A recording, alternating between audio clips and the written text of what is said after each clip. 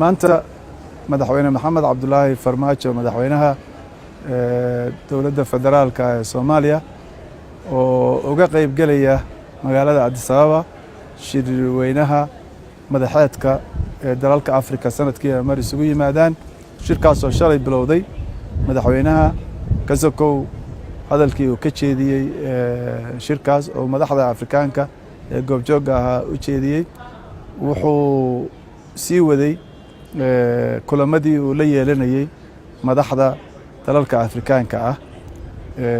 intuu yimidna wuxuu arkay madax badan ay ka mid yihiin kuwa dalalka Afrikaanka xogayaha guud ee jamciyadda qurumaha ka dhaxaysa madaxa siyaasadda arrimaha dibadda ee Yurub iyo madax kaleeto maanta madaxweynuhu wuxuu la kulmay 5 madaxweyne madaxweynaha dalka Equatorial Guinea Teodoro Obiang madaxweynaha South Africa Cyril Ramaphosa madaxweynaha Sudan Omar Hassan al-Bashir madaxweynaha Sudan wuxuu madaxweyne Farmaajo uga mahadnaqay taageerada joogtada ee Sudan ay la garab taagan tahay Soomaaliya oo ugu horeyso ardada tirada badan oo jaamacadaha Sudan wax ka barta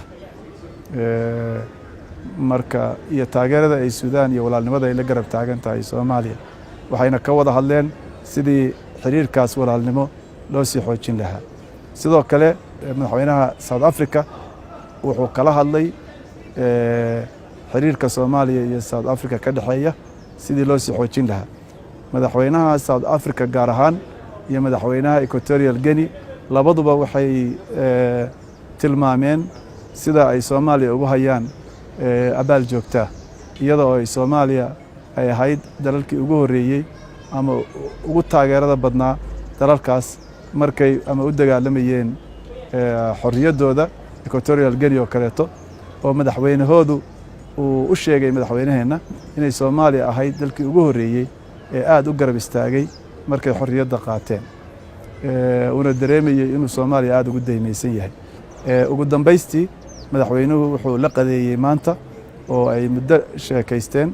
madaxweynaha dalka aan walaalaha nahay ee Djibouti Ismaaciil Cumar Geelle oo ay ka wada hadleen sidii loo sii xoojin lahaa xiriirka walaalnimo aad u dhow ee labada dal ka dhaxeeya Soomaaliya iyo Djibouti waa mahadsantihiin